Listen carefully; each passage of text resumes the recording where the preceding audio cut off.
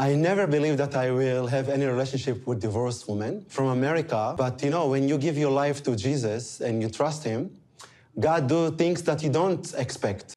Yeah, you can certainly say that again. God does seem to do things that you don't expect, including this relationship. Because of his faith, Nicola is celibate until marriage, and so that leaves him a 46-year-old virgin. And as a 46-year-old virgin, Nicola can't help but wish his girlfriend Meisha was also the same. ولا مرة توقعت إنه أكون مع وحدة مطلقة. ولا مرة. كمان أنت يمكن بتفضل كمرحلة الأولى إنه تكون مع ضرائب. أكيد. Okay, we get it. You look down on divorcees, but this virgin talk is getting a little weird, especially between two men in their 40s. Now, we've already got some insane characters in this new season of 90 Day, but I'm always ready for more. So, before we dive into this weird virgin talk, let's introduce ourselves to Meisha, who's 43 years old, from Minnesota, and a devout Catholic. I work full-time for the Catholic Church as the Director of Pastoral Care, helping people connect with God in their final moments. Now, if you're thinking, wow, Meisha doesn't look like the typical person you'd imagine working in a church, well, then I'd probably have to agree with you. But she explains that she used to be an on-air journalist, which is where she got her taste for a more glamorous look and lifestyle. But it wasn't always like that for her. You see, she wasn't raised in a religious household. So how did she become so devout? Over a decade ago, I had a pretty profound spiritual awakening. I had a vision of two huge suns suspended out of the sky. Oh, right. Okay, so we're dealing with a born-again Catholic who believes she saw a vision of God on her front lawn. This force, she explains, pulled her down to the floor and a voice told her that she had to pray. Yeah, you've got to hand it to them. The 90 Day production team have done it again. This is gonna be very interesting indeed. And then I was led to the Bible. So I read it straight through to the very last paragraph of Revelation. And that led me to the steps of the Roman Catholic Church. So she had this religious experience, which by the sounds of things may have also been a stroke. And then she proceeded to read the Bible from front cover to back. Either way, this singular event seems to have changed the course of her entire life. Beforehand, she was a divorcee with 2 daughters. After my divorce, I had a full social life. I was the fun party girl at the bar and going out all the time. I had a lot of friends and it was a blast. Notice the past tense. This is a version of Meisha that she's obviously left behind, but it's noticeable that she speaks about it with so much fondness. Meisha obviously loves going out and being social. She clearly cares about how she looks, and she obviously loves getting dolled up for a night out on the town. So is it just her faith that stops her from being that version of herself these days? Post-conversion, things got real lonely real fast. The things that I was interested in doing were starting to change. All I could talk about was the Bible and going to church. Meisha's obsession with the church alienated her from people, and suddenly she was all alone. Look, religion is such a delicate topic, so I'm not really sure what to say about the 2 glowing orbs that she saw.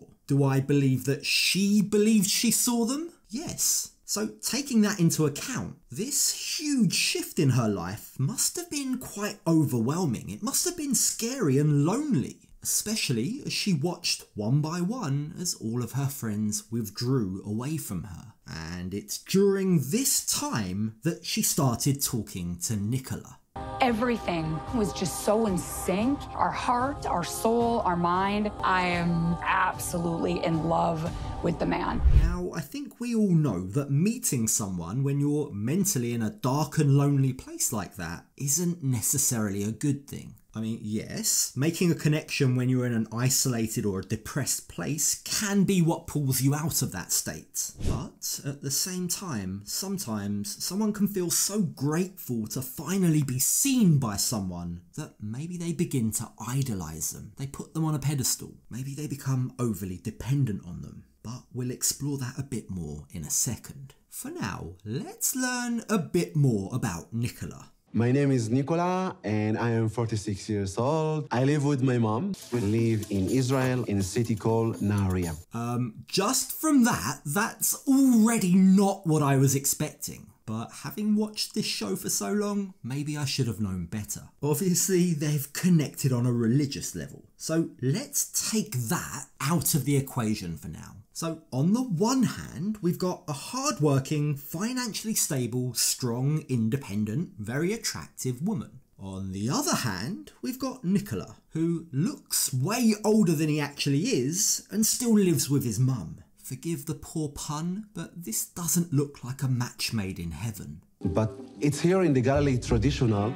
You live with your parents until you get married. I live a simple life, devoting myself to the Lord.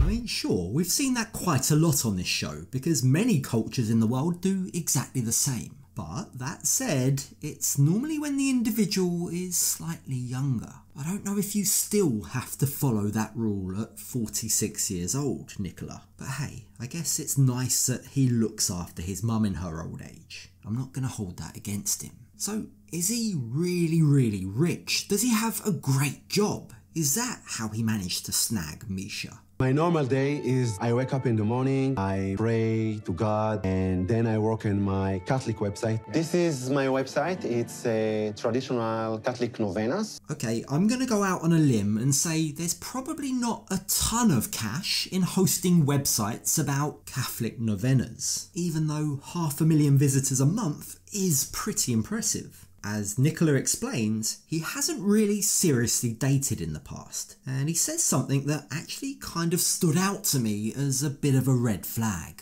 I never believed that I will have any relationship with divorced women from America, but you know, when you give your life to Jesus and you trust him, God do things that you don't expect. Ah yes, Catholics don't believe in divorce, and even though he's with Meisha now, it seems like a part of him is looking down on her for being a divorcee. It'll be interesting to find out if this judgment from Nicola has come up as an issue in the past, or maybe will come up as an issue in the future, because we learn that the pair have actually been talking for 7 years. It all started when Nicola saw Meisha on social media. She wants somebody to lead her to God, so I sent her a message. And he said, "You don't know me, but this is the most important thing in your life." The roles in their relationship are starting to become clearer. It feels like Nicola doesn't really need to bring anything to the table because he's acting almost like her spiritual guide, an educator, a mentor of sorts. He appeared in Meisha's life when she was lost and lonely, almost like a new age prophet. It was perfect timing. She was already in a state of mind where she thought she saw God in orbs of light. So you've got to imagine that the effect of meeting someone who makes you feel chosen like that must have been quite profound.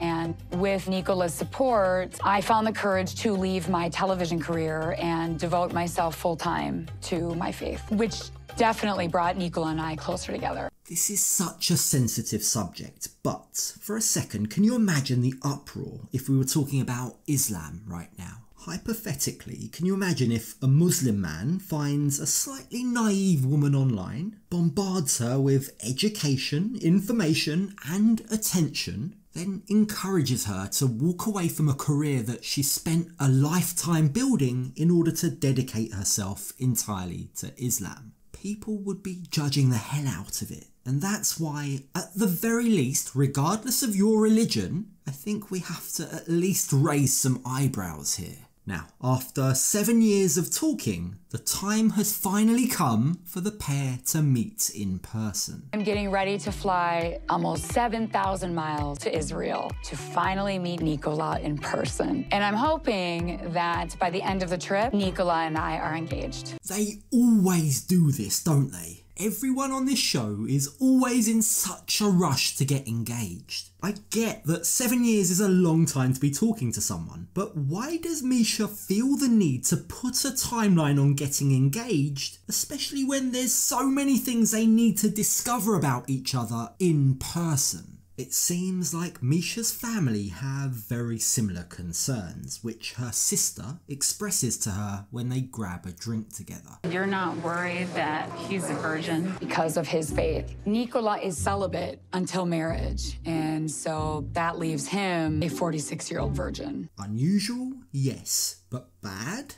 Not necessarily. The thing is, if sexual chemistry is something that Meisha feels is important for her in a relationship, it's going to be a bit of a battle to only find out after she's made a lifelong commitment to a man who doesn't believe in divorce. So far, she's only admitted that receiving affection is something she'll need. So that, for now, leaves the issue a little open-ended. So when I get there, I have to just see how he is with just basic affection. Meisha's situation, it all seems crazy. Meisha's sister seems so incredulous with what's going on in her life, she almost rolls her eyes when Meisha mentions her spiritual awakening. You can tell that she's trying to be supportive, but deep down she's having a really tough time understanding what's going on in Meisha's mind right now. She really doesn't understand Meisha's relationship with Nicola at all. I know they're both Catholic, but they're just so different. It's hard to understand what she sees in him.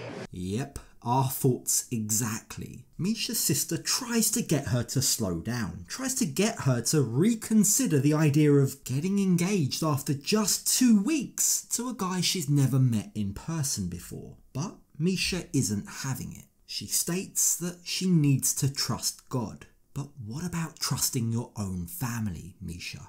Ultimately, they're the ones that will be there to actually watch over you, to hopefully protect you from harm. They only want what's best for you. I truly believe that Nicola is the man that I'm supposed to be with. I love him, so I have to trust God. Well, I hope you know what you're doing. One thing that both Meisha and Nicola have in common is that neither of their families really understand their devotedness to their religion. Now, while we learn that Nicola's grandmother was a Catholic nun, the rest of his family don't practice. And so he often turns to his Catholic friend to open up to. كل نهار بدي أكون بالتليفون وإذا ولا برد عليها بتتعصبن. بتحبك كثير معناته. أنا عارف بس بتتصيد. There's something about the fact that Nicola doesn't have a job, fishes all day, but then still gets mad at Meisha for wanting to chat that rubs me up the wrong way. But there are two important things we learn here. Number one, Nicola is definitely a man baby.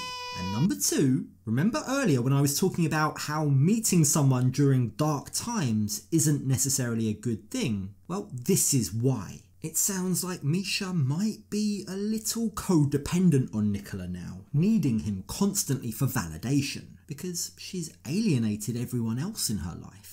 But at least she has a fan in Nicola's friend. يعني انه هي انساني عن جد مش رح يصدقوا انه هذا الانسان اللي بيشتغلش المفلس القاعد اللي بيجي وحده زي ميشا تقول له بحبك وبدي اياك Exactly. We can all see it. Look, Meisha has her own thing going on, right? She's perhaps a little performative with her religion. She's certainly a unique lady, but she's still way out of Nicola's league. Despite what seems to be a very obvious fact, Nicola doesn't see it that way. In fact, he draws attention to the things that he'd like to change in Meisha. توقعت إنه أكون مع وحدة مطلقة ولا مرة. كمان أنت يمكن بتفضل كمرحلة الأولى إنه تكون مع ضرائب. أكيد. Where to even start with this? If virginity was that important to Nicola, then maybe he shouldn't have waited until he was 46 to find someone. That task would probably have been a lot easier in, say, his early 20s. But what's becoming clear is Nicola is looking down at Meisha for being divorced, and he's not the only one. مش رح يعجبها ميشا. عشان هيك ولا بحكي لأمي، وأمي جننتني، مين هاي البنات؟ مين هاي البنات؟ But you don't know that this woman is real. She just thinks she's a friend. Nicola the man baby strikes again. If your mum's driving you crazy, maybe consider moving out. You're 46 years old, or are you? Because being an adult yet lying to your mum about having a girlfriend is kind of giving me 17-year-old boy vibes. Poor Meisha is coming to Israel expecting to get engaged, but Nicola hasn't even told his mother about her. This is a tale as old as time when it comes to this show, but it suddenly becomes very clear that getting engaged won't be as easy as they perhaps think. Even though I have been legally divorced for over a decade, in the eyes of God, I am still not allowed to remarry unless I am granted an annulment. Meisha has to jump through a lot of hoops in order to convince the Catholic Church that her first marriage wasn't valid. That in order to receive an annulment so that she can marry Nicola. Meisha started this annulment process, but now it's just a waiting game. She's not sure whether or not it will actually be granted. But that's a very important issue, because what's going to happen if Meisha's denied her annulment? What would that mean for her and Nicola? We cannot do civil marriage, Meisha, just because we love each other. It will be sin.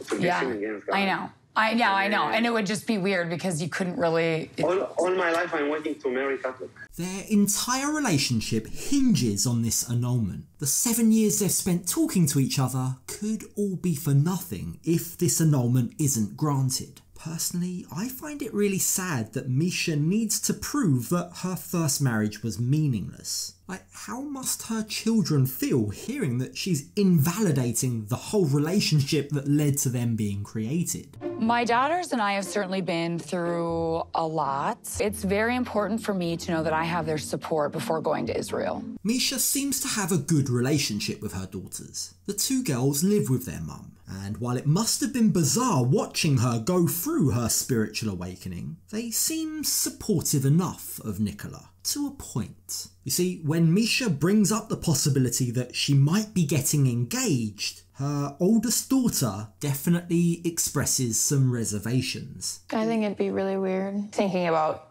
a guy coming in here and living with us and we haven't even met him. We have no idea what he's like. That's totally fair, isn't it? I mean, it'd be a huge adjustment after a decade of just women in the house if it was just a regular guy coming to live with them, let alone someone who's as devout as Nicola. Can you imagine? How can Meisha not see that this could cause a very big problem? Something that makes me a little worried is like how Catholic he is. Would we be like judged for, you know, the things we do? That's a great observation from the girls, and frankly, the answer is yes. It seems like so far Meisha's kept her religious rules to herself. She hasn't imposed that on her girls. But you've got to question whether living in the same house, Nicola would be so gracious. He won't be our real parent, and I think how we live our lives is nothing that he can really control. I think that's something that you should ask about when you're there before deciding. Meisha believes that God has gifted her Nicola as a life partner. But thankfully, her love for her daughters comes first. Nicola needs to accept them exactly as they are. But all this could be for nothing if that annulment doesn't come through. And I think it's safe to say there might be one or two people praying that it doesn't.